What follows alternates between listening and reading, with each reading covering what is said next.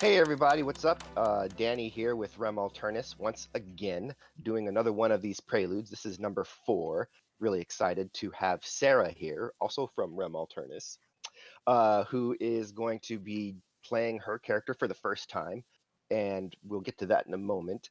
Again, me, Rem Alternus, content manager, dungeon master, writer, creator. Also with Callus Game Labs, I am the Shadowruns missions developer. So their living campaign, I make sure that all gets done, and I manage that art, writing, etc.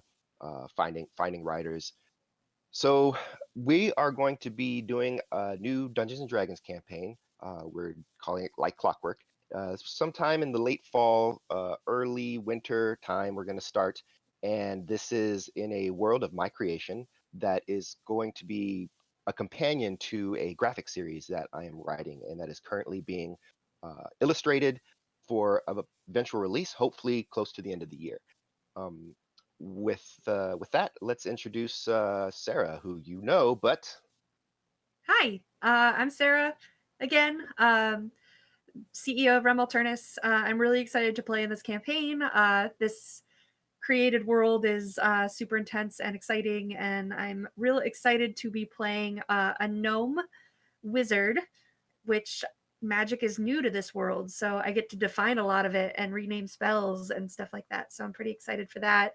Um, I'm really excited to like really just zone in, not GM, not worry about it, tech or anything like that. So thanks to Tom for being our tech person.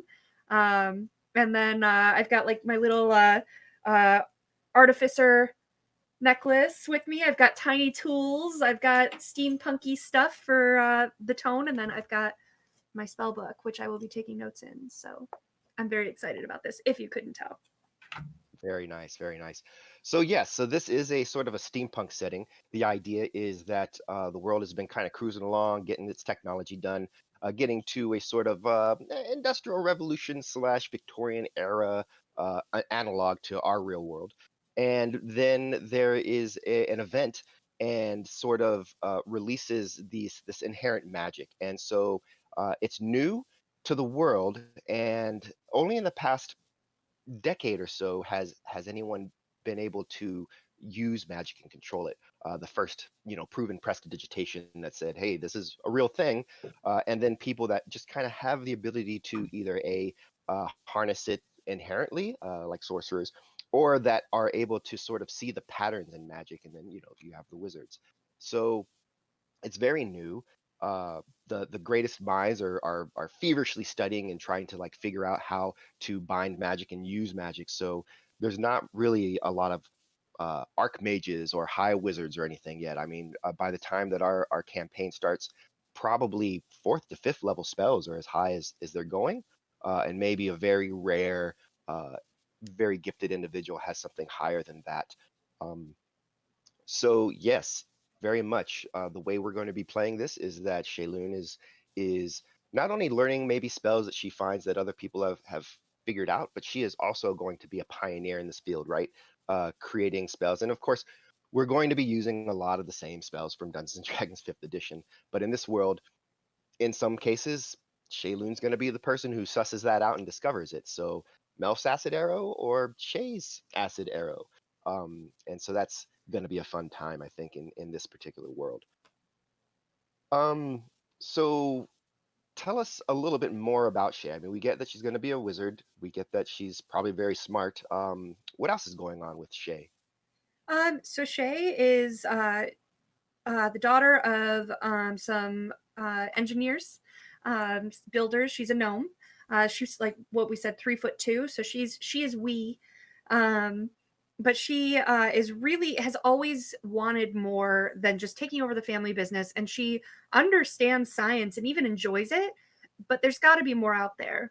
So when she first realized that she had powers, she was just so excited. She wants a world of adventure. She loves to read. She wants to know everything. She considers herself a student for life, and she hopes that someday that she's the subject of those books. In terms of her adventures and her discoveries and stuff like that. So she's always wanted more than what her little world has given her. She's a little distractible because of that, so she's always thinking, like, the steampunk wheels are always turning in her head, for, um, the next spell, or how do I think outside of this box? She tinkers with objects to try to think of, like, new ways to rebuild them, um, that might make them more efficient or different, and it helps her think outside of the structure that everyone tells her about.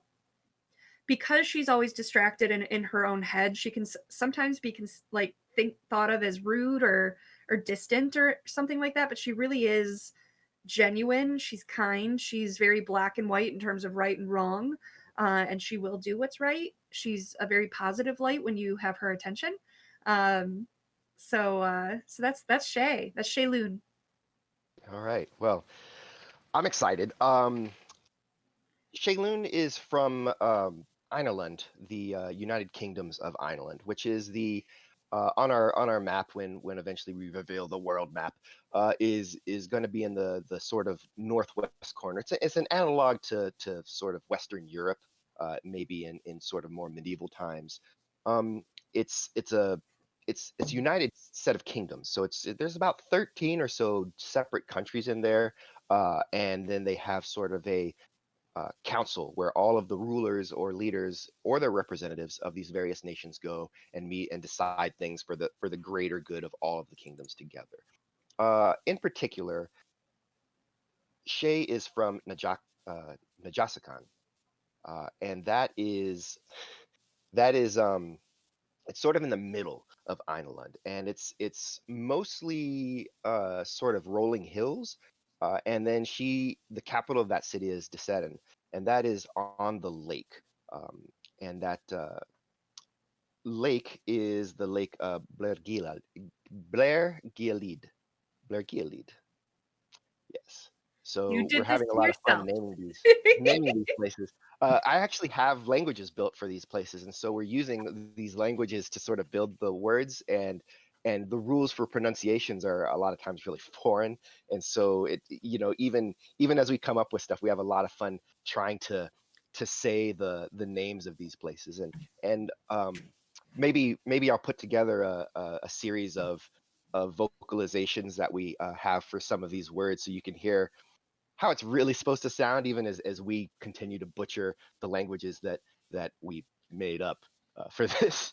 Um, but yeah, so the city itself that she's in to set in is the capital, and Ireland is probably the most industrialized of all of the empires of man throughout the world. Um, a lot of times, Danang, the empire there, um, which is sort of our Asian analog, they tend to come up with innovations first, but in Ireland they take those innovations and they really run with them and use them to create new inventions, new machines, new power and stuff. So the city of Deserin is a very large city. It's a very dirty city. There is definitely a lot of pollution as the steam works are definitely pushing uh, the particulates from the coal burning and fuel burning into the atmosphere. They are right on the lake, so that lake goes into a river that goes all the way to the coast into the ocean, and so they have that ability to sort of trade. So they're a lake port, and they are also sort of the center of learning in probably the whole western half of Ireland. They have a very prestigious university there. We're going to try to say that in a moment. It is uh, Liahadid Shishil Deserin. I That think was I said it very right. good. So that's the Noble University of Deserin. Um, and this is where Shay is actually going to university now because uh, even though it's a new field, of course, some of the greatest minds have already sort of started picking into it and trying to learn it, and they are trying to cultivate people who will know and learn this as well. And so that is the university that Shay is attending now, um, probably a first year at this university, and that's kind of where we're going to be starting our session today is just sort of a day in the life of Shay. uh, Early morning, get ready for uni and head out. and just kind of follow what happens to her as she goes through that day. So let's get into it.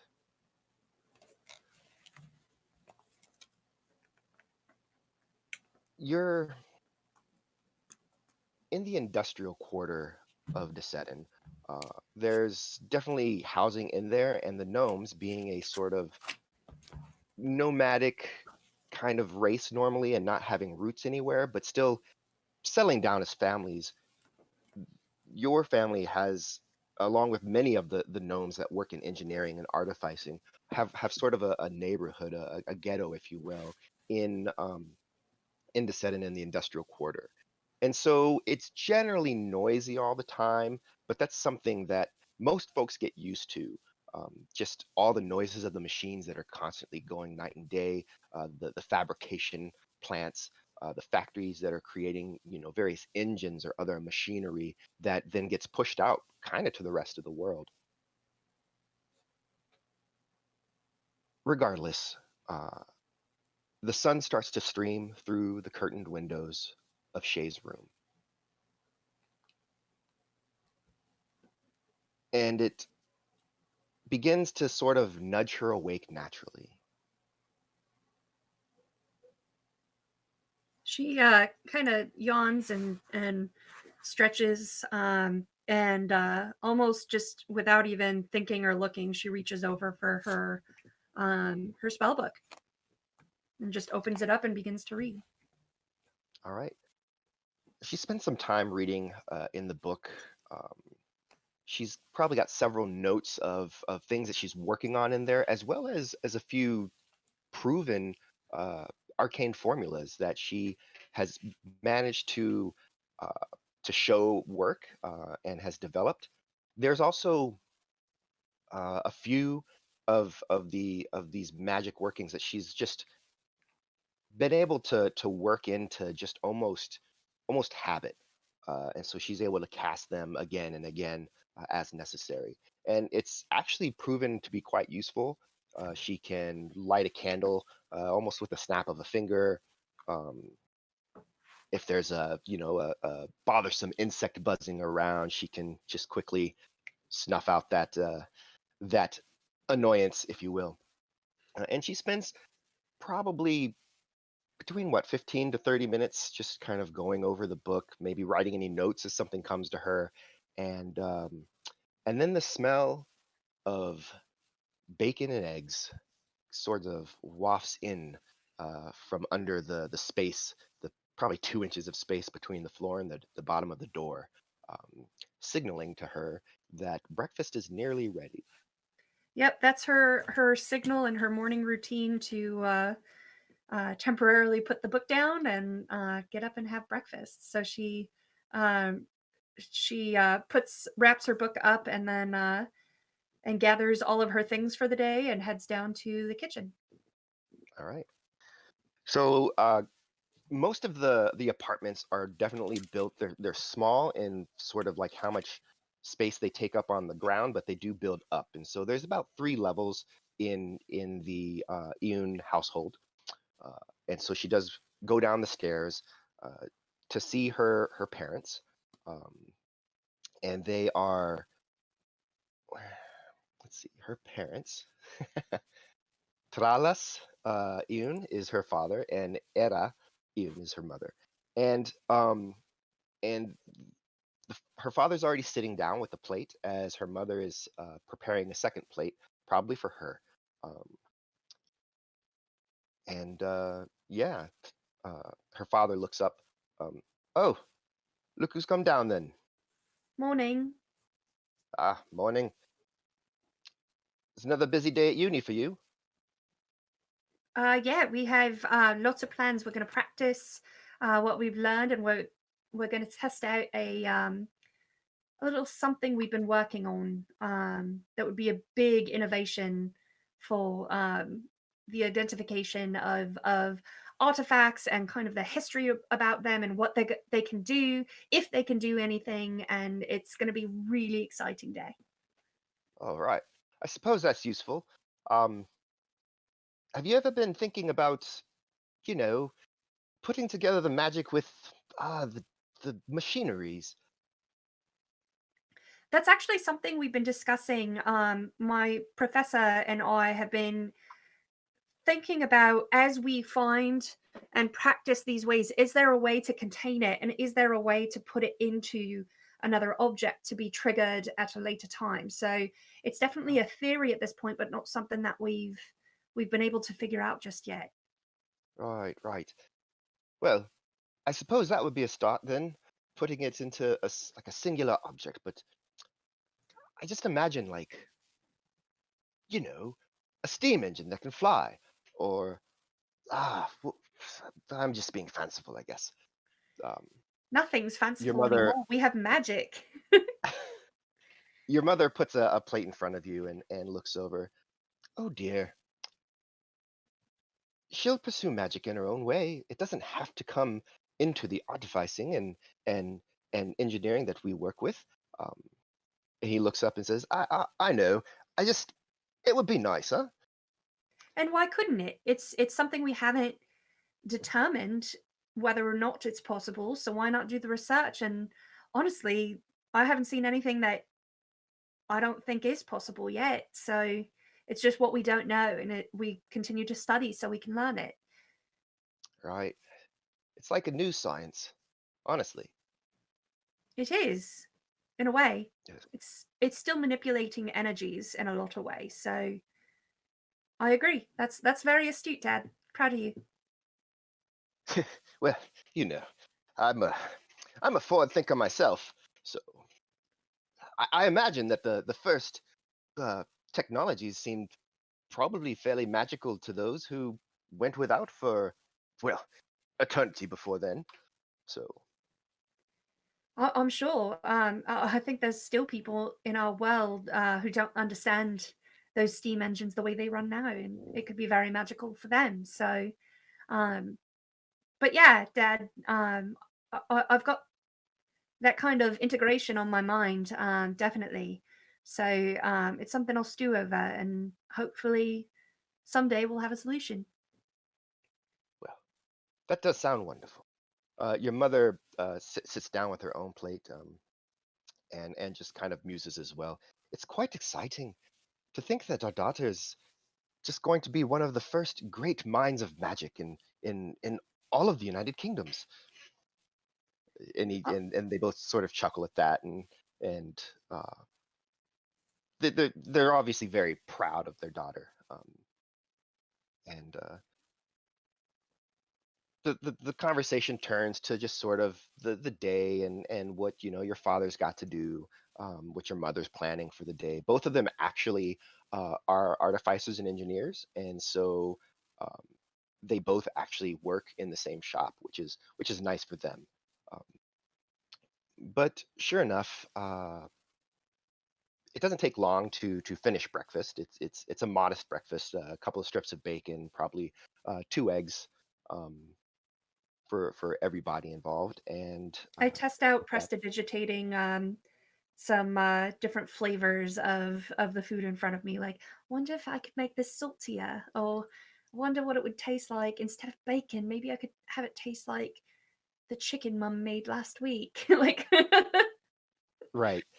Yeah, and so you find that there's that some of it works, especially if it's simpler, and then if some of it doesn't, you're like, what am I missing?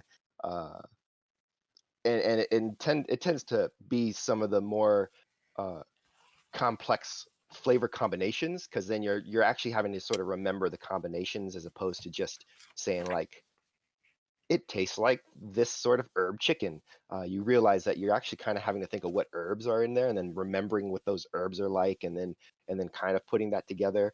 And it occurs to you that as just as you kind of brought up to be an engineer, and so like in your head you think of like ways um, to maybe work magic into items and machinery eventually one day. That perhaps if someone was brought up as a chef or a cook and really knew spices and stuff, they could probably use magic to create some very wonderful confections or meals. Uh, and that gives you a little bit of a tickle. Uh, It's already written as down. you as you finish breakfast. Um, well, best be off then. You don't want to be late for class. Uh, yeah, thanks for breakfast, Mom. And I'll see you guys tonight, after my studies. Ah, all right then. Um, your mother clears the plates away, and have a good day, dearie. She doesn't even respond because she's already trying to fuss with organizing her pockets and everything, with putting her spell book here and getting out her tools so that she can tinker and kind of think things through from what she's read this morning and her discussions with her family and stuff like that, and starts tinkering with various objects that she carries with her. All right. Um, yeah. So just the next few minutes or so, Shay is just out in the street, heading towards the university. She's got her head down in her little devices that she's always kind of tinkering with, um, sort of trying to kind of keep track of what's going on and move out of the way. Uh, what does Shay do anything on the way? Does she stop anywhere? Does she take a carriage? Uh, She's gonna she likes the time in between. She calls it her downtime when she's walking from place to place, because it's the time like that she isn't consuming more, and it's kind of a time to process for her, and kind of think through some of these problems and stuff. So she walks. She's not real in like aware of what's going on around her, and she's very into her routine. So like she's got everything with her she needs. She doesn't need to stop for anything. She's golden. This is her all right. time. So she travels through the streets of Deserin. Um, it's again, it's a very large city. It's very crowded. Even this early in the morning, everyone is moving. The shifts are changing. So some of the factory workers that work through the night are heading home or stopping for food on their way. Some at various markets. While the rest of the city is probably a lot of them starting their morning shifts. And the streets are cobbled.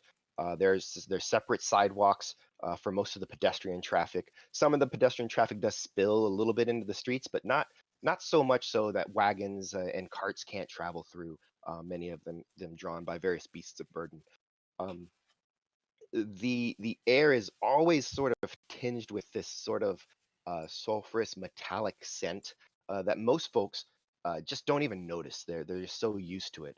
Um, and the if you're looking up to the sky, you can see the sun, and you can tell what the day is like, clouds and what have you. But it's always a little bit hazy, just this sort of like uh, grayish pall that just sort of exists above the city. Um, definitely definitely heavily industrialized, just a lot going on. As Shay is moving through, let's have your first die roll of the campaign. Oh boy. We're going to do a perception test, but with disadvantage, That because makes sense. her she is just down in her little world.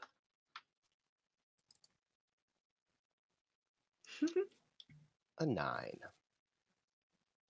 So as she is arriving just near the university and she starts moving up the steps to enter the building, it's the university, of course, has several buildings.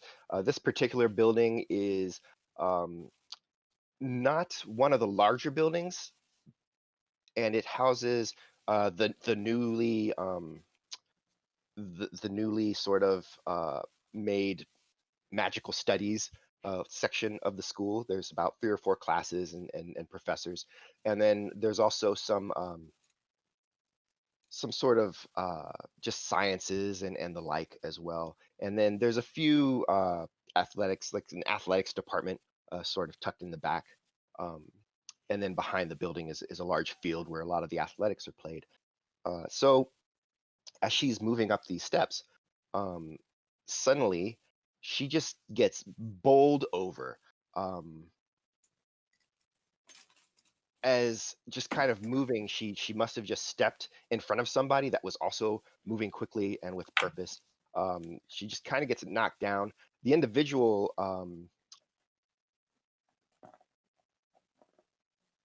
manages to catch themselves on their feet and turns. And when she looks up, she sees a very looming figure um, dressed in a black suit with a large um, black velvety sort of cape and a top hat.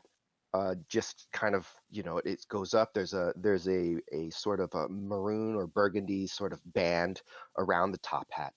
Um, and he looks down at her with this sort of imperious gesture, gaze, and oh, you, watch where you're going. Sorry, terribly sorry. I wasn't paying attention. I hope I didn't uh, dirty up your suit or anything, and that you're okay. Oh, you are sorry. And with that, he sort of like waves this very thin whip-like cane in your direction, not threatening with it, but just kind of like gesturing, and he kind of does this. Yeah, off with you, scurry on now. And he turns and with a huff just enters the building just in front of you and in pretty much the same direction you were going. Um, Sorry. and the Hope door you have a closes. nice day. There's no response. Uh, I scoop up and pick up all the stuff that I dropped, um, and kind of just shrug it off and decide to put my my tinkering away since I'm here anyway. And I get my book out and prepare to head straight to class. all right.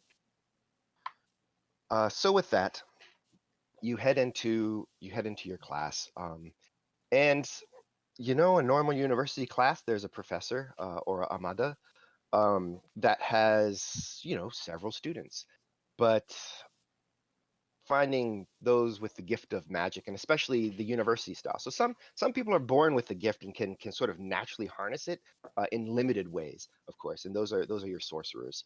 Um, for those who can sort of understand the magical formulas and what have you, the wizards, there probably are a lot more, but finding them and identifying them is sort of a new challenge. And so there's not really a lot of students in the magical arts program. Probably maybe 4 or 5 in the university to date, um, and and 3 professors. Um, and honestly, Shay is probably the youngest of all of them. Uh, this is definitely something that is being discovered by people who they're not necessarily young. There's not anything to sort of push that. So most of them are people who were in academia to begin with. Academia. I'll pronounce English words too. Um, yeah. So she enters, and her professor is Amade Kia Barungun. Um, She is a human woman, uh, upper middle age, very smart, already has a few spells to her name that she's developed, mostly utility and spells of usefulness.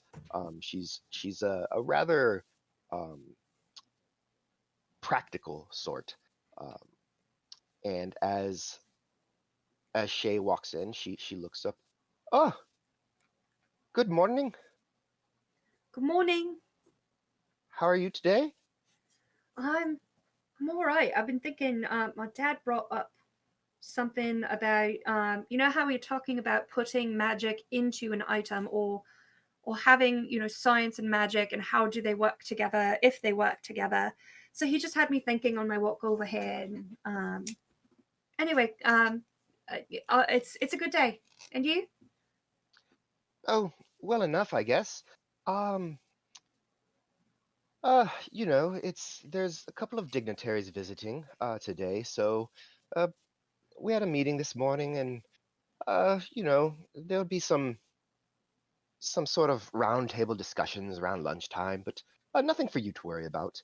Uh, She like doesn't even as soon as she starts talking about like dignitaries and stuff, she kind of like her eyes glaze and like start to wander, and she pulls out her books and starts taking notes on something totally irrelevant. right. Oh, well, there's that then. Um, well, what what do you think you'd like to work on today? Well, I was playing with flavor and food. I think I'd like to practice the ones that are the gimmies, and make sure we have those. Maybe see if I can cast them like at different levels. Like, can I get the effect greater or lesser depending on the amount of energy thrown at it? Or the other thing I thought we could do is practice shield again, or even work on that ritual that we were working on last time. Right. Um, well, it sounds to me like altering flavors would be some sort of a transmutation, changing, of course, uh, Mind perhaps one taste to manipulation. another, or an Mm. illusion. I suppose there's two ways to tackle Mm. the problem then, huh? Depending on if you want it to be real or not, or even a conjuration, if you were to actually bring the various spices or ingredients into being. That's Um, true. so uh, that's interesting. You know, it's one of the wonderful things about magic is that we can we can sort of approach a problem from several different angles. Um, you know, through the various styles and types. Uh, interesting, interesting. I'll have to talk to some of the culinary professors and perhaps uh, see if we could maybe put something together. That'd be interesting. Oh, what if we were pioneers in sort of a oh, I'm getting ahead of myself. Uh, it's so exciting. Um, I'm right there and with you. just useful. Um, so all right then. Let's see. Um, now your first spell, if I remember, the first time you ever worked magic was you were reducing the temperature in some very specific sort of a very specific locale. Um, I believe you've got that one mastered, huh? Yeah, I've been calling it, just to refer to something. I've been calling it chill freeze, where Feel freeze. you're drawing moisture from the individual that you are that is the target of your casting. So you draw that moisture, you um, and then you begin to slow the particles from that moisture so that it begins to freeze, and it actually causes that dew to mist over, or to freeze over. Um, and I've been noticing I can get that at a further and further range lately. So that's Well, interesting. I wonder what the limit is. I've picked a few plants. Um, let's see. What's the farthest you've cast it so far? She kind of like eyes it and steps like away from her professor. About 30 feet, and goes about here. All right. And then she walks about 5 feet further. The classroom is long and sort of narrow. Um, and she steps about 5 feet further and says, "Well, we'll step back here and see if you can hit that one on the left." Okay. So she kind of gears up. She has her spell book. She starts doing the scribbling that kind of helps her to focus on that particular spell, and even like makes little doodles that kind of help her focus on what she's doing. Um, and she gives it a try, um, and sees if she can cast it from that little extra distance. All right. So what you're going to do is you're going to roll the d20 just to kind of keep in how Fantasy Grounds works with saving throws. So go ahead and roll a d20. This is a saving throw for the plant, if you will. Um, Do you want me to roll it, click the saving throw, or just roll a d20? just roll a d20. You got it. All right.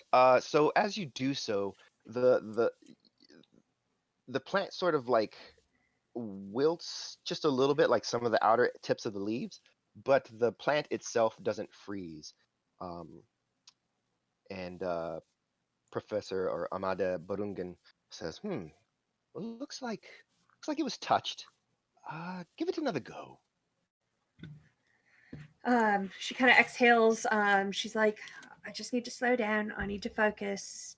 Um, and she kind of closes her eyes. She begins to scribble, and she even at one point, like as she like gets more in depth to it, she takes her quill and even points it to try to like shoot that energy down and see if that helps. Okay. Ha! These are rolls you want. You don't want them for the plant. Um, the energy sort of What plant shimmers is this?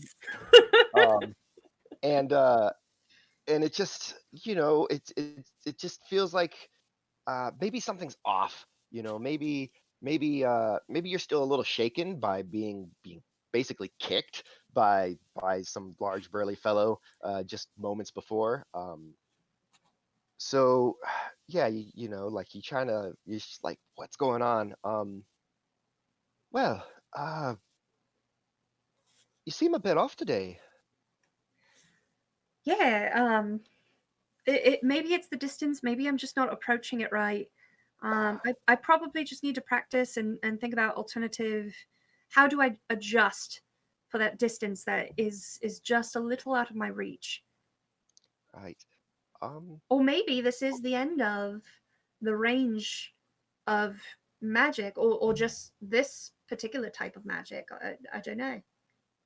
that could be.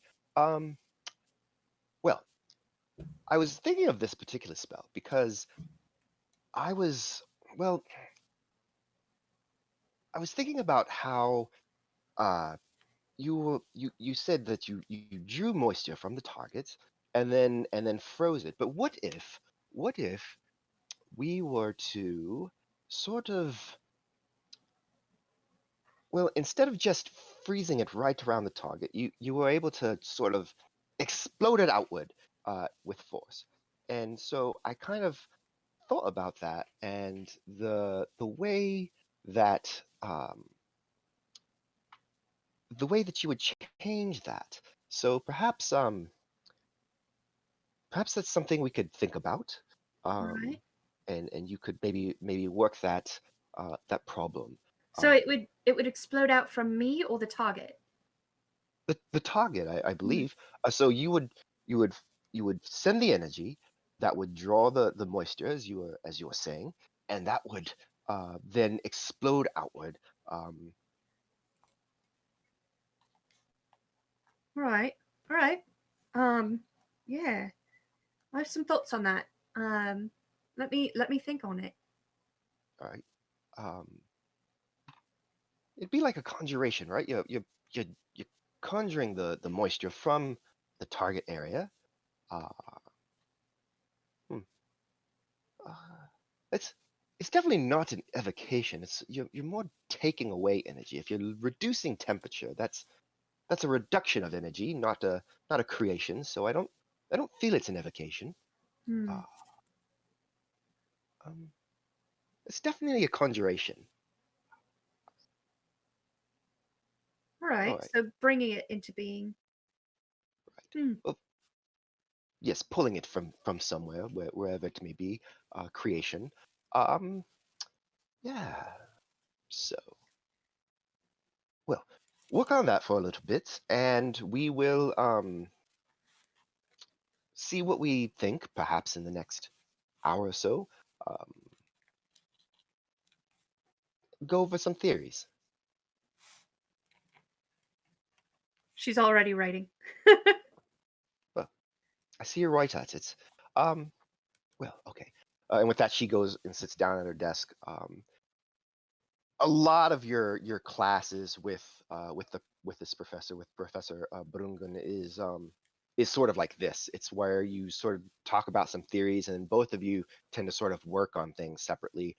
Probably 75% of your classes are this sort of guided or directed um, theory crafting of magical formula and the like.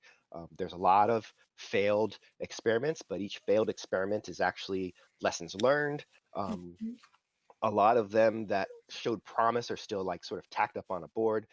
There's She has a few other students, and their work is up. And there have been times when you've looked at their work and then actually been able to sort of make progress through that. And you imagine that there's times when someone has probably made progress with your own work. Um, I like that thought. I smile at that. so yeah, and you spend some time. Go ahead and give me an Arcana roll. Okay.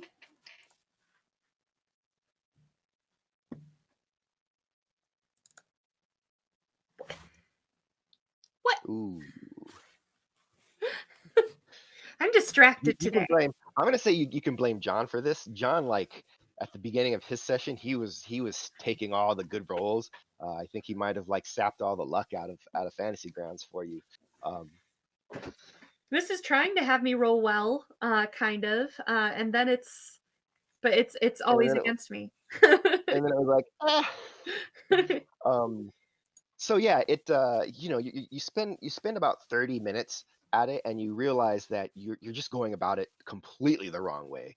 Um, and so little bit of frustration. I don't know how Shay vents her frustration, but with a little bit of frustration, she has to start anew. So She'll probably like take a step back and take a little bit of a walk to um, clear her head and just start fresh. okay. Um, so yeah, so she steps up, and she excuses herself and heads out into the hallway to sort of just kind of maybe walk around the halls a little bit and just kind of refresh that slate, that mental slate. Um, She as rubs at she's her eyes. walking, yeah, as she's walking, ugh, look at what the cat dragged in, little rat. Uh, she looks up, and there's two young men, um, younger than her actually, and they're both sneering at her. One's a little he's a blonde with his hair is impeccably coiffed to the side, and he's just sort of sneering at her. And behind him is another brown-haired young man who is sort of giggling at what his mate has said. Um, Lapias, the blonde, and Shkoman, the brown-haired kid, they're they're in the science department, and they've always given Shay a hard time for no reason that she can really fathom. Um, but there they are, Both male. both male. Good morning, gentlemen. Ugh, it speaks to us. I don't know what it said. I don't speak rat. Well, mm, She I she don't kind see of why you'd want to. she kind of goes to just keep walking past them. Her thoughts are like just focus on the problem at hand, which is the spell that wasn't working. All right. As she's walking, um, one of them, as she passes them, he sort of the Lapias sort of kind of tips out his boot just a little bit. Um, Go ahead and make a dexterity saving throw.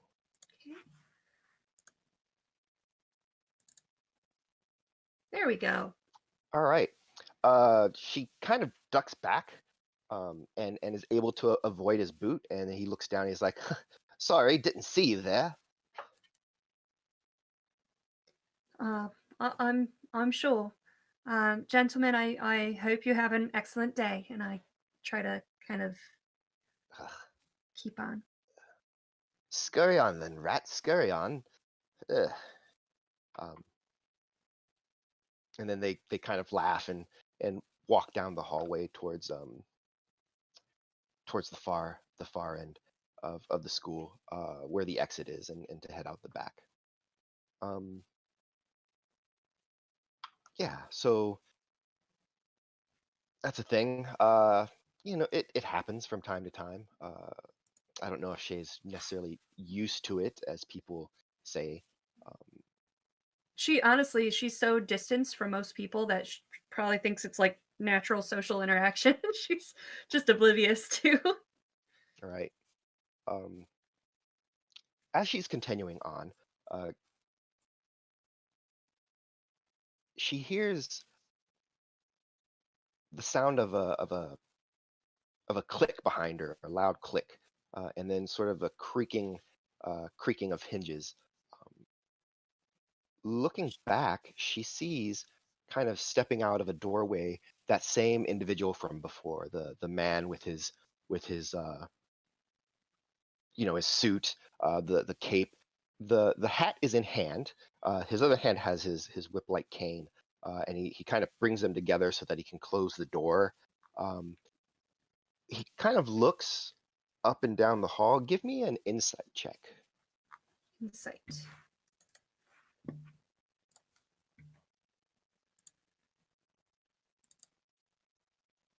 Wow.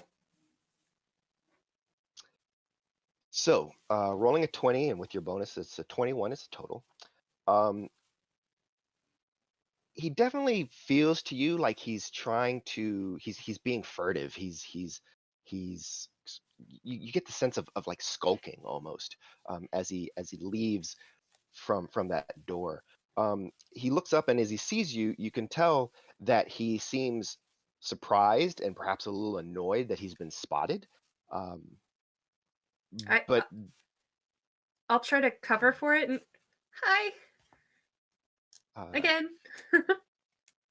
he just kind of glares for a moment, and then he turns and walks away, and you get the sense that he's decided that whatever maybe his concerns were, that you don't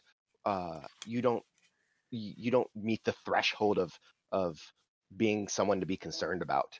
um, and he just sorts of stalks down the hallway as well, uh, and he turns at the end, and you just kind of lose sight of him. uh, Okay, bye. Um, all of the thoughts of her spell kind of slip away as she's like curious. right. Do I know what's like in that behind that door? Is it another classroom or As you think about it, you realize that that's actually the basement door. Um, you don't it, usually it need fancy suits to go into the basement? no, that's true. I kind of look around the hallway. I'm gonna go like peek in the doorway. All right. So the door is open. It's just the basement. You open the door and sort of peer down a set of stairs that kind of go down and curve to the left. Um, you know that the basement is sort of there's a room down there. Um, there's some hallways, but you haven't really explored it at all. You never had a need to. Um, Um, it's I'll, somewhat it's somewhat dark. There is some electrical lighting, some bare bulbs down there, uh, but I'm so gonna you wouldn't have to engage dark vision. okay. I am gonna whisper a little though, because like I'm curious, but I'm also like my adrenaline's spiking and I'm a little spooked. So I'm gonna press to digitate the lights a little higher. Okay. Yeah, you're easily able to do that. You cast prestidigitation Or I'm and sorry, minor manipulation is what I'm calling it. minor manipulations. All right. So yeah, you cast that, and you are able to raise the level of light. and you head down into the basement. So what I'm gonna do is, even though we're still kind of, we're not in a combat at all, I am going to share this map so that you can see what's going on. And Oh, so this system. map is uni basement. Um, you're in the upper right hand kind of corner of it. Um, again, just with everyone else that we've been doing these preludes with, this is a temporary token that is representing Shay. Um, I made it with Hero Forge, so if we were able to kind of, I used their sort of miniature making to craft sort of a miniature, colored it with their new beta testing color tool, and then made a sort of token out of it. This is temporary. We're definitely going to be having some very well made, very nice custom tokens made for all of these characters, um, and we'll be we're excited to present those when they're ready. Cool. But for now, this is your token. You're able to freely explore. You're not locked into any sort of movement, so you can decide to go left down the hall or go straight ahead, whichever you sort of want to do. So it looks like this is down here is a bunch of targets for like maybe the athletic department. Yeah, that looks like a bunch of archery targets. Uh, All right. She's gonna kind of just like head down here and just kind of keep looking around and see what, why, where, like where, what was this guy doing? okay. Um, yeah. So as you move down, are you trying any of these doors or? Um, yeah, I'll kind of like listen at the door and then like try to just crack it and peek in. All right, go ahead and give me a perception test as you listen at the door. So exciting. God damn All it. right. Um, you don't hear anything uh, except maybe like a little bit of kind of a scrabbling sound, just sort of this kind of thing. Hmm. Um, I'm gonna do my little peek. all right, so you open the door and you kind of peek in, um, and it reveals a simple room. There's several crates inside. Um, Probably that sound was probably just a rat.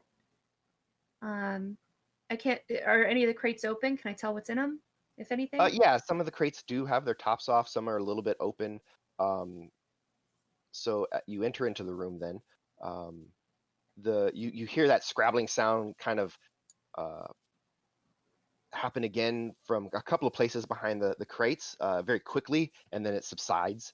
Um, and peering into the crates, there just seems to be a lot of old cloth, maybe uniforms or something. Mm. Not really exciting. All right, Um, I'm gonna come back out and close the door okay, and head down here. She's moving a little faster because like she wants to be stealthy and quiet, but she's so excited right now. right. Yeah, so she moves down. There's a couple of old bookcases up against the walls here, and another door down the way. Anything interesting on the bookcases? Yeah, so she moves up to the first bookcase and starts looking around. Um, give me a an investigation test.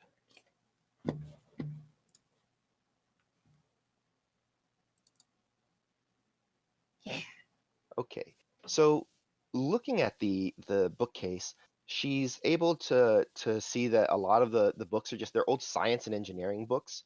Um, nothing nothing too exciting or exotic. It just seems like maybe this is someone kind of put old textbooks here and set them on this bookcase. Fundamentals of steam engineering. Um, there's the beginner's guide to simple archery concepts. Various books like that. That doesn't Um, interest me. no, it's not super exciting. Moving on to the second bookcase. Yeah. Go ahead and make another investigation test. All right. So this one, you're kind of looking at the various books, and again, nothing super exciting. Uh, but you do notice something as you kind of get to the bottom. You see that there's some scrape marks on the ground at the bottom of this bookshelf. It looks like it's been maybe pulled out.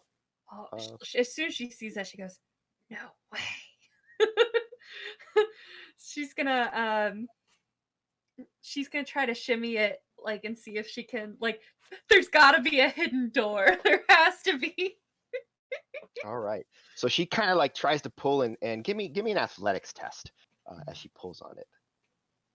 Oh, the thing she's so good at. So with all of her 77 pounds and 3 foot two, I think that's I don't know, she may even be lighter than that. She gets down and she just starts kind of like trying to pull, and it just will not budge. Um, it's definitely not going anywhere. Uh, She kind of sits on the ground and pulls out her spell book and kind of looks at anything that might be able to help her. Um, and from the stuff that she's focused on today, the only thing she can really think of is lighting it on fire, which she doesn't exactly want to do. Um, right. she she's gonna try a different approach maybe, and instead of like trying to pull on it and shimmy, she's gonna go to the side of it and like try to like lean on it with all of her strength and see if that helps. Okay. Give me that athletics check again.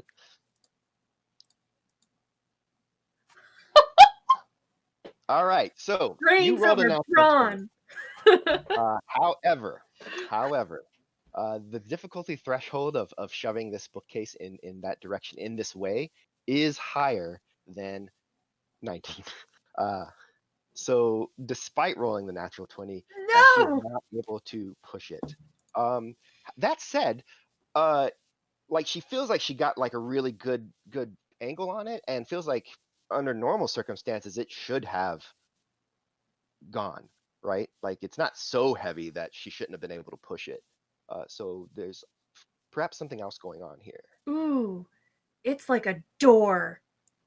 So she comes back to the front and she starts like trying to pull on edges of it or like pull books out and like she's read the stories. She knows that there's got to be a book that like opens this up or something. So she starts pulling books. All right. So she starts pulling on all the books after messing around the size, and sure enough, just trial and error, she pulls on one of the books, and the bookcase it almost bowls her over as it just starts to swing out like a door. Um, She jumps back, but she's like yes. Make a perception test.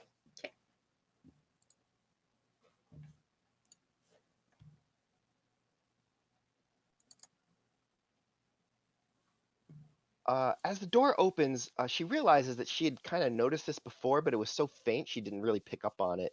There's this sort of sickly smell that just sort of wafts over her as the door opens. Um, she that's she kind of gross. it's a smell that she knows in the back of her head, but isn't placing right now. Um, I'm Maybe sort of the incongruencies of just her excitement, uh, combined with you know hard to place. It's not a pleasant one, and it does definitely bring up a bad sort of feeling. But she kind of like looks back at the like stairs like is this is far but she just can't do it like this is the start of the adventure life she's always wanted. um so she just preps. She has her book, she has her quill out, and she's got it open and she's just like creeping forward like ready to cast whatever she needs to cast if she is ends up in danger. She holds her breath and tries to move forward. okay, so she moves forward. I didn't even notice that there was the door behind it. Did you just reveal that? The Yeah, I just revealed Oh, it. cool. I was like, "Man, I hope I wasn't metagaming because I totally wasn't, but, like, cool." Yep.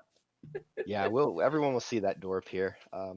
So yeah, you step across and through, and you can see in both directions there is a brazier that's lit. There's definitely a low fire in each of the sides.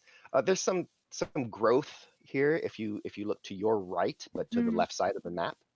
There's it looks like plants growing, and the smell like entering here, it smells even worse. Um, just this sort of sickly rot smell um, is definitely unpleasant. mm, um,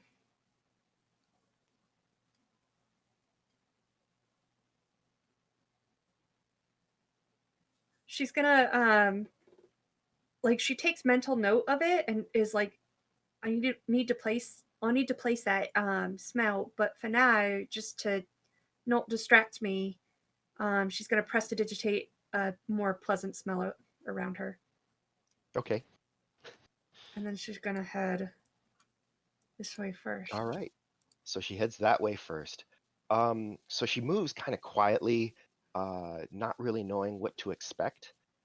And as she gets over, uh, she hears sort of a like a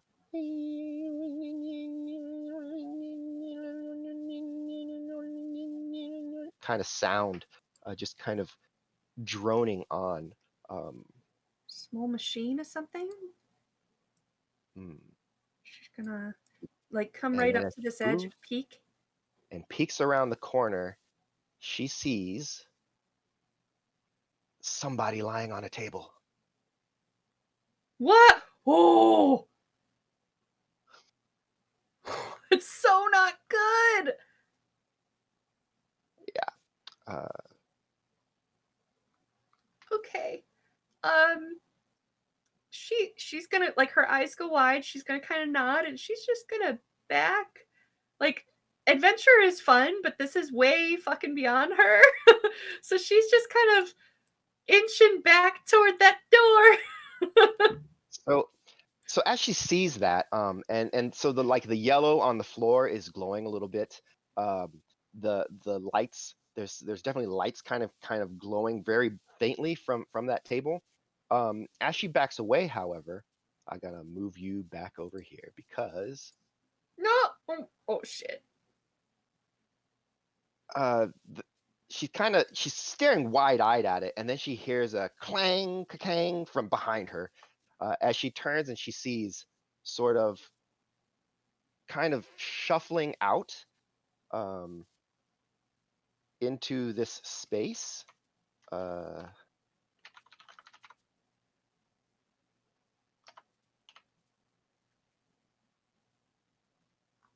Oh, that's real this bad. sort of strange man just kind of and just sort of steps out from where she was unable to see on the other side.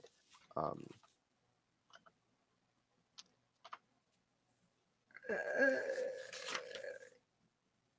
Mm, mm. Um, is she able to kind of, like, duck here, hide briefly without touching the circle, or, like, She can.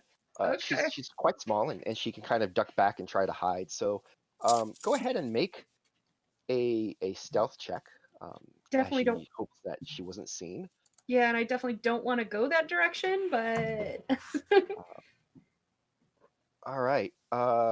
Let's go ahead and roll initiative. Fuck. Alright, here we go. Mm, Okay. So you rolled a 6, but you have a +3 to your initiative, so that's a 9. mhm. Um, yeah, so you're now kind of behind this. You don't know if the person at the end of the hall saw you or not, and it is your turn. Um, Um, I am going to, hold action, um, But I'd say that if it moves past, the door, that is my escape route, like, I'm gonna have to fight, so I'm gonna like, do I get the feeling that this thing is, like do I think this is a human? Or because it doesn't look very human. So it is human.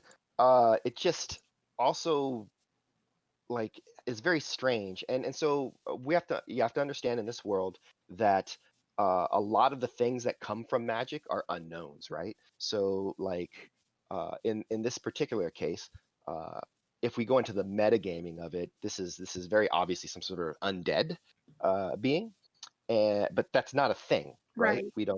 We don't know what that is. So um, just Alright. like anything else that's magic, somebody has to be studying and developing that sort of arcana. Well then, she's gonna scurry past, the very scary body that is spread out on a table and, hide under this, like, table or whatever this Yeah. is. It looks like a desk. It is a desk. It is a desk. All right. So she hides under the desk, and as you approach the desk, you do notice that there are books. There's several scrolls on the desk as well, and Um, that is noted. If I can, I'm gonna grab them and shove them into my bag, but that is not my priority right now. all right. Uh, so first you hide, and then these things they start kind of moving. Uh, and then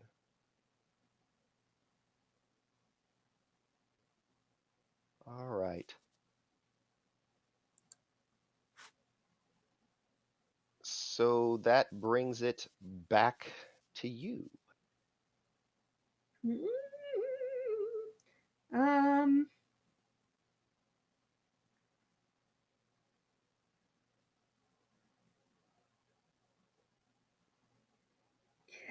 yeah. Did you want to, with that action, grab those papers and stuff? I I Your don't yet previous action because was hiding under the desk. yeah, I don't want to yet because I'm afraid of making noise. Okay, And I don't know how fast this thing is moving, right. because I can't see it. So I think my priority right now is hiding, and then like if I get a chance to GTFO, I'll dump some stuff into my bag and run. Um, I think for right now, I what I am gonna do is whisper a little trinket into my hand, with prestidigitation as well. And that way, like, if I need to like throw something to make a noise or like trip them up by like scooching it under where they're gonna step or something like that, like maybe it'll help. It's one more thing that I might have to use. So Okay. Yeah. So that's what you do is you bring into being like a little wind up toy.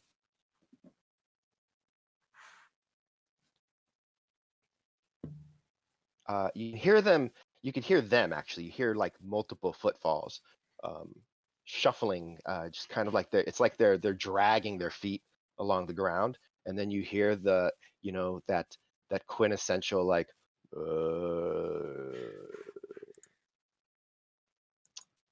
it's so and weird to like be like, I don't know what that is. what is going on? But then it's your turn again. I don't like any of this. I, I'm gonna hold action. The only thing I can think to do is if something gets too close, or sees me, then I would probably cast, if yeah, if I feel like I need to fight, I'm gonna hold action, to cast, we'll start with, we're gonna start with Ice Knife. If I need to use it, I'm gonna need to use it. Right. Uh, So yeah, that's the formula that she's been kind of working on, and so um, it would like, in a time of need, like her mind is like racing, and then she just kind of like, oh, that. Yeah, and Um, she does have, she calls it freeze blade. I should have said freeze blade. okay. So that's I'm holding action for that this turn. They're definitely, so you are casting that and holding it. Oh, it's you are casting it. It's not you cast it If if you that hold it, trigger if you so happens. whenever you hold action and it's a spell, it gets cast Oh, okay. because Um, all you're waiting to do is release that energy. And if you don't, it fizzles and is cast. So we'll say no yeah, because let's it's your just wait turn then. again. Yeah, it's your turn again as they come as you can hear now that they are just around that corner.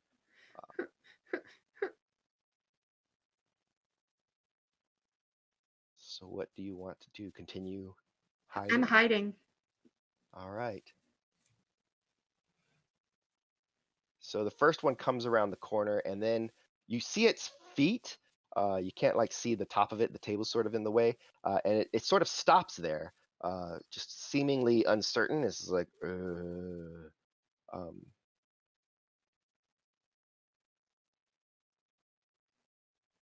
I hold my you hear breath. the other one shuffling closer as well. Yeah, Um, I hold my breath and continue to not move. all right, so holding your breath, continue to not move. You see the other one sort of appear also around the corner. You can kind of see the feet behind it. It stops.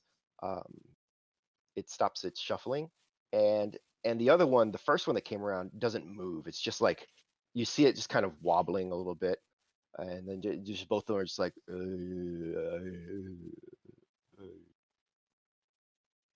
Okay, and then it's your turn again. I'm gonna keep not moving. Okay, so they are not moving either. They're just kind of there now. Um, Oh crap. how long do you want to wait? Forever. Mm, mm.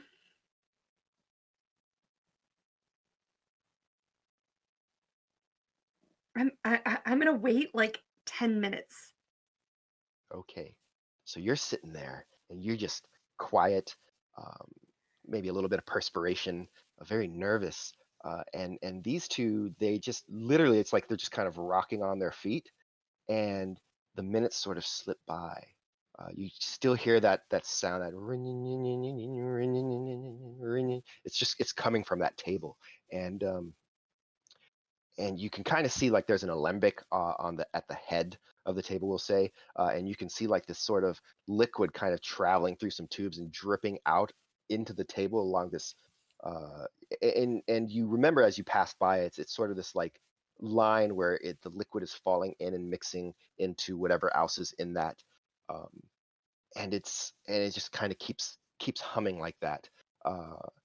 As the two individuals just are standing there. They're just not moving. They're not saying anything. You don't hear them communicating to each other. Just these moans that kind of continue on. You realize that uh, you've been out of the classroom now for probably 15 minutes or longer. Yeah, I can hope she's coming. But I could also get trapped here, and especially if the guy in the suit who is now terrifying to me comes back down. So um we're gonna try to use my little wind up toy. Um and I'm gonna send it on its way toward the like toss it as best I can from like I don't know if there's a gap behind the desk or something, or I can just set it down. But have it head toward that little brazier. Okay. So you can set it down and it'll go in a straight line towards the brazier there. Or if you toss it, you can sort of hope that it will land and go in a direction that you want it to go. The Um, direction doesn't matter to me so much as like the movement or the sound should be not where I am. right. So, So like, if you throw it and then it lands in such a way that it starts going back towards you, um, that would be bad. But if you tossed it and it went in a direction that led like directly away from you down the hall, that would be good. Um, but that's the chance that you're taking. Um, Or you can just let it down. It would just race over to the brazier itself, and then they would just kind of go into towards that corner is what you're thinking. So those are your options.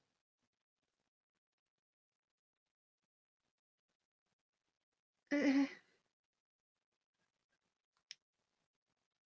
Luckily, she has time to think about this because I they're just do. not moving. Um, I'm gonna go ahead and I'm gonna set it down to move itself so that I can control the direction, but I am gonna prestidigitate uh no sound um from it, like from this direction, and I have 10 feet of that, so it would Okay. start the sound from it would start about like I don't there. Right. So they would hear it from here to there Right. is what you're saying. All right. Okay. All right. So with that, you do set it down and you kind of keep it as silent as possible, and it does race over towards that brazier. Um, so that is your turn. So the first one does hear it and turns in that direction and definitely moves over there. And then the second one also follows. And so you now have kind of cleared that, um, as it is back to you. Are there so their backs are turned to me now? So their backs are sort of turned, but that is to say that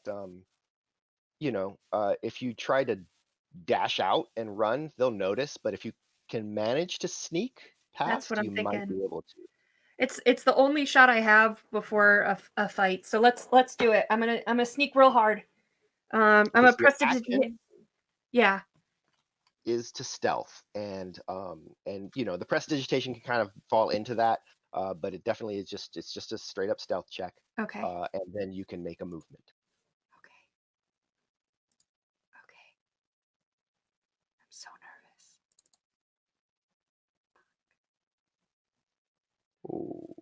Okay, so you are trying to stealth, and they are going to try to see you as you stealth. All right, so you move. As you kind of move out from behind the desk, you do notice that they both kind of and start kind of turning towards you. All right. So I'm just gonna go ahead and grab some stuff on the desk and run. Like Okay, so you're gonna grab some stuff and you're gonna try to run past them. So I'm gonna allow that 1, 2, 3, 4, 5. So you can get to here, but one of them is going to make an attack of opportunity as you dash around. One, two, three, okay. four, I'm five. I'm all know me and hopefully it'll miss me because I'm wee. You're we. All right, here we go. So this guy, he's gonna target you and try to knock you down. Um, let's see here.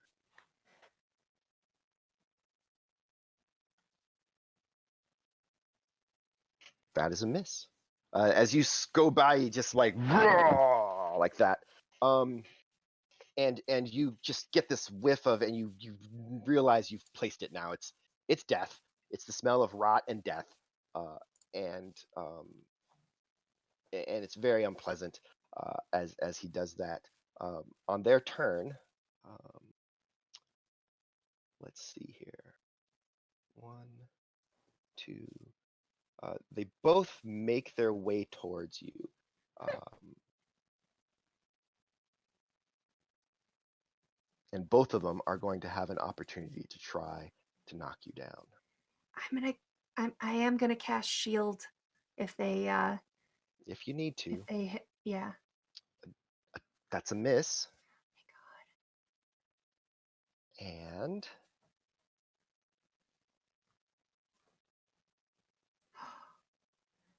okay, both of them missed.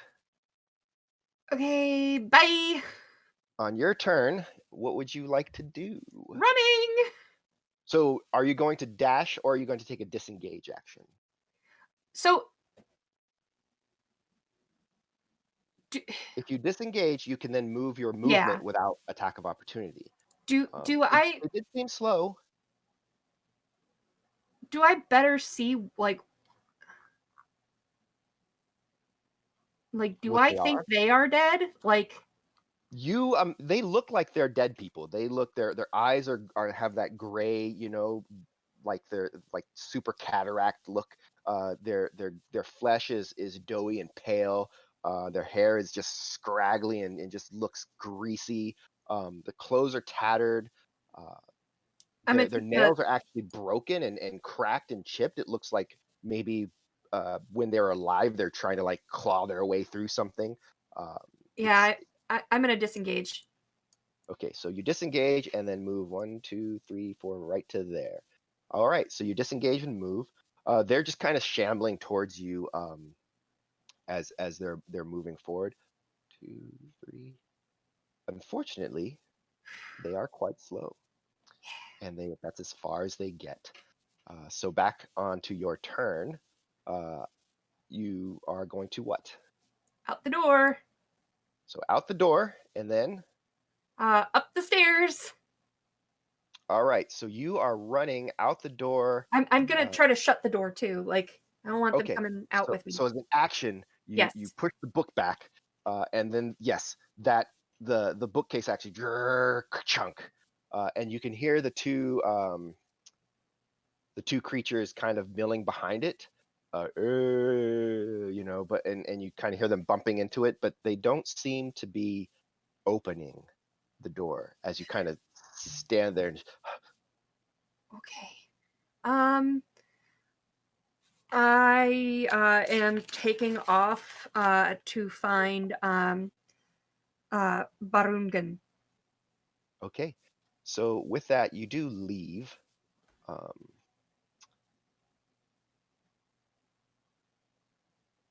And we are done with the map for now. So you do leave and scurry up the stairs. And as you kind of bolt out the door, you actually bump into her. She stops and looks. Oh, what?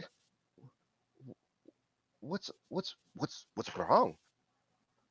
Uh, uh, there's she starts just stuttering. She shows her the books and says that there's a dead body. It's hidden, and shows A her dead, the scrolls and books and stuff. a dead body downstairs in the basement. It's behind a hidden bookshelf. There's a hidden room. Oh, uh, well, let's let's have a look. Uh, and then she opens the door and kind of peers down, and then slowly descends down the steps. Do you follow? Uh-huh. I Okay. feel more confident having her there. I'm like, there's two of those bad guys, and I told a teacher, so everything should be okay. So Authority knows. she's like walking slowly down the steps. And she's like stops. She's like kind of cants her head. Oh, you hear that? Oh, it's odd. Is it the And you banging? kind of hear them sort of moaning, just kind of through that wall. So she The steps forward and then she stops it in front of that one bookcase. And the uh, the the dead in but they're walking. right, go stand up in Here.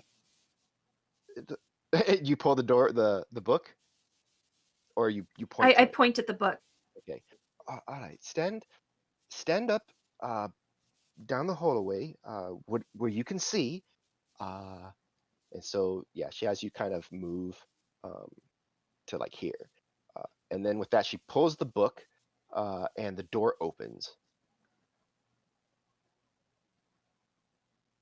and they sort of shamble out. She's backed up the other way.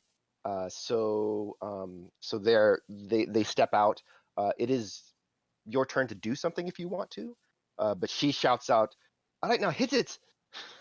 Okay. I'm gonna listen to my teacher. um, I'm gonna go ahead and do ice knife. um, Okay. to the one that's closest. Strange Man 1.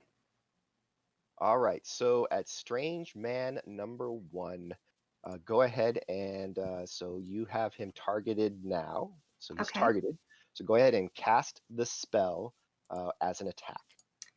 Yes, sir. All right. So that is a hit. So let's get that damage, that first damage value, which is the piercing magic 1d10. Yep. All right. So you kind of cast that spell into being. You draw on that focus of what you knew about your earlier spell, the chill freeze. Is that what you called it? Um, Freeze Blade.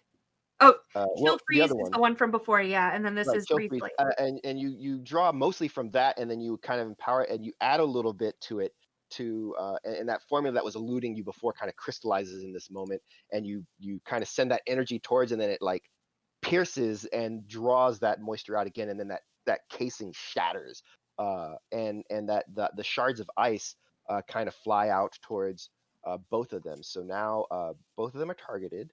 Go ahead and give us that saving throw, that DC 14 saving throw test against both of them. So one of them is hit, but the other is not. So go ahead and do the 2d6 cold damage to see the one that did get hit. So the one you hit with the knife, and then like as the ice like flies out of it and shatters into the hall, that thing it kind of explodes out in sort of a burst of flesh and chunks of bone as it just kind of crumbles to the ground and falls and lays there. I go, Uh, ew, ew, ew. Yes! Ew, ew, ew, ew. uh, and then Amede Barungen, she also kind of gesticulates and fires out and three arcane bolts of magic just kind of just fly forth from her fingers and slam into the other one. Each of them just kind of knocking it back, and then it crumbles kind of to the ground as well, um, through the use of her magic missile spell. Um, Why haven't we started on that one? y- oh well, I've had this scroll and this one in the front of the class for weeks now. I I must have missed it. What's in the front? You need to copy it down. But anyway, Let, so let me show you where it is, where the body is. right, okay. And so yeah, so you take her over to here to where that sound is going. She's like, "Oh, this is quite ominous." Ah, um, well, this poor lady is quite definitely dead. But what's going on here? Give me the book you found. I hand it over. She opens it up. She's looking. Oh, oh. Well, that's rather nefarious. It seems these are formulas for dealing with, well, uh, necromantic energies. Uh, spells that manipulate the power of death. Oh, I, I don't know what practical application there'd be for this. Gross Uh, ones. well, gross, but uh, I suppose this. Oh, you're done for classes today, Diddy. We'll have to. I'll have to bring this up to the dean, and discuss. Ah, what what made you come down here in the first place? I saw. I think you might be one of the dignitaries you talked about. I hadn't seen him before. He had a suit and a top hat and a burgundy band, and he was really mean when I bumped into him outside. But I saw him kind of being all shifty coming out of this door, and so I wanted to investigate. Burgundy band. Uh, well, I tell you what. Uh,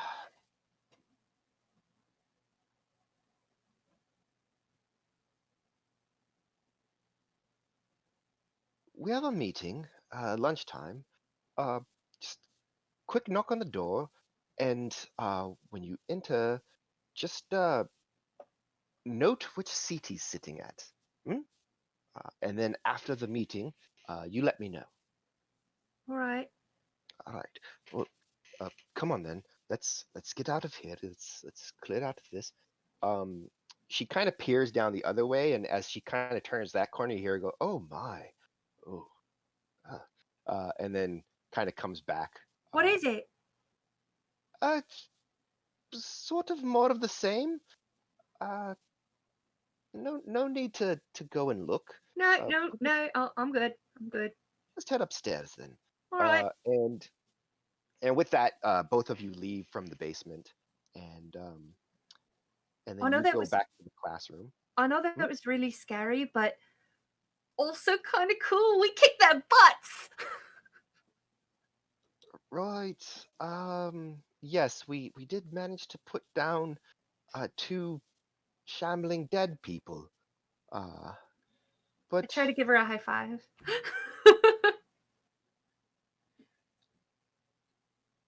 she kind of looks a little bit confused at that, and then just as you're holding your hand up, she just kind of puts her hand hesitantly really low for kind of about her waist level, and you smack it, and she's like, "Well, I'm glad you're happy. Uh, this is concerning, but I suppose revelatory as well. Uh, in any case, uh, wait in the classroom while and maybe take some time to copy that spell while I go talk to the dean." All right. And so she moves out, and you spend some time back in the class. Um,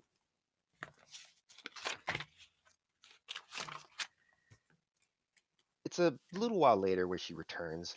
Um, she just kind of nods and says, "Well, I'm going to the meeting now. It's three doors down.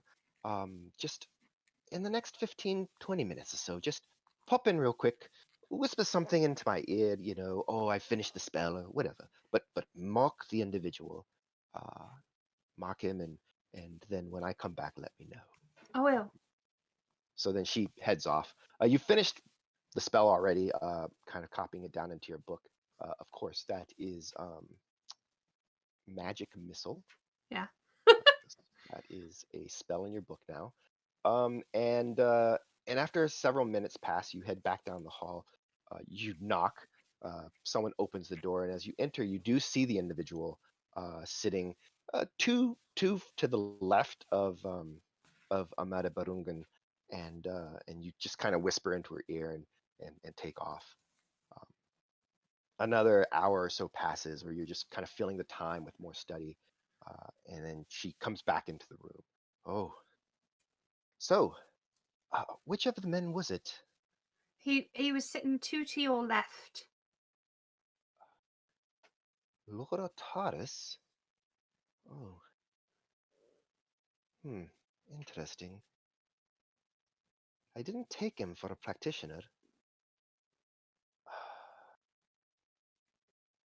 Well, he's one of the High Lords on the Council of Deserin, so that's a little problematic, if it is him. Hmm, But well, he's doing bad things, so he should still get in seems, trouble for it. seems so. So we'll see what we can do, but Lord Simone and Artaris he's a powerful figure in Deserin, so we shall see. We shall see. But for now, like I said, studies are over. This was trying. So go on home, and we'll see you tomorrow, huh? All right. Uh, and with Thank that, you. she dismisses you from class to leave you with your thoughts, and that's where we'll end this session of our preludes. That was really fun. So yeah, that was prelude number one for Shaelune, uh, the gnomish wizard, and that was fun. I enjoyed that. I'm going to go ahead and reveal the rest of this map just so Yeah. everyone at home can see it. Uh, you did you did discover most of what there was to discover, but this room in the center is let me go into my demasking mode. This room in the center was just a storeroom of random sort of furniture, broken furniture. There's a curtain hung up on the side, just some random stuff. Um, you had another storeroom um, that just had some various crates and the like. And then there was this room, which if you had gone in to this room, you would have found a copy of the same book that was the one that you pulled on the bookcase. Oh, So if you hadn't have just randomly fallen into that, that would have been another clue towards which one to open. cool. And then finally, what you didn't go look at over on the side was a cell with another corpse in it, and that door was actually open, ajar. Apparently the two zombies were in that, and they came out of there, pushed the door open, um, and headed Okay. in your direction. So that's our map, the university basement. Again, all these maps that we're using for the preludes, we're going to package those up for you guys to be able to download and use for your own stories or adventures or what have you. It's been a while Um, since I've been like this, like adrenaline and creeped out and everything in a story. So I'm pretty excited about this map. I might have to get a copy of this map for my wall. Yeah, well, yeah, and so these maps I'm using Incarnate to make these maps so far. There are plenty of tools for map making and the like, but yes, as we're making these maps for our preludes, for the campaign, whatever, they're all meant to be packaged in. All the tokens that we're going to use, they're going to be custom tokens once we get started. All of those things we're going to make available first for our Patreons, and then perhaps as just items that other folks can maybe purchase or get depending on their activity level with the various things that we do at Rem Alternus. So pretty exciting. All of it based in this world, Caliphus, the Light Clockwork, and our graphic series that's going to be coming out. So that's it. Thanks for those of you who joined us and sat through this and watched it all. I hope that you're as excited as we are for Like Clockwork. Any closing words, Sarah? No, this was great. I'm really excited for the next one. I'm excited for to collect all the preludes and watch them all. Um, I'm excited for us to get all the characters together and start playing. Yeah, I'm really excited for that. But yeah, awesome. You did not die. That's always good. I have already brought two individuals to 0 hit points in our preludes. Uh, Oh one man. of them was a little more dramatic than the other, but yes, and you'll have to watch the other preludes to see which ones I that can't was. wait. So, all right, well, with that, let's sign off, and we'll see you next time for whatever next prelude we are running.